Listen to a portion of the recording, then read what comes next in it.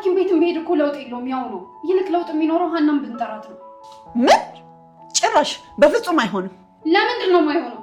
ከዚህ በኋላ ሀና የተባለች ልጅ ቤቴ ድርሽ እንድትል አልፈልግም። ለምን? እስከዛሬ ተጫወተችብኝ ይበቃል። ድጋሚ ቤቴን አሳልፌ አልሰጣትም። አንቺ ሴት እያበድሽ ነው ልበል? ቆይ ሀና ለዚህ ቤት መልካም ነገር እንጂ ምን መጥፎ ነገር አድርጋ ታውቃለች? እንደውም አንድ ነገር ልንገርሽ፣ የሀና ጥፋት ምን እንደሆነ ታውቂያለሽ? አንቺ ያን ሁሉ በደል አድርሰሽባት ያንን ሁሉ ነገር ረስታ አንቺን እንደ መልካም ሰው መቁጠሯ ነበር። አንቺ ልጅ ትሰሚኛለሽ? ወንድሜ አንድ ነገር ይሁንና መቼም ነው እሺ ይቅርታ ማላደርግልሽ። እንዴ ከእናቱ በላይ ይጨነቅለታለሁ እያልሽ ነው? አንቺ አይደለም እንደ እናት ይቅርና እንደ ሰው ራሱ መጨነቃችን። ዝም በይ። እንዴ ምን እየሆናችሁ ነው እናንተ? ልቀቀኝ እባክህ። ሲተረጋጊ ሜላት አንድ ጊዜ ልጄ በሕይወትና በሞት መካከል ሆኖ እያያችሁ እንዴት ነው እሱጋችሁ የምትጨቃጨቁት? ተወኝ በቃ።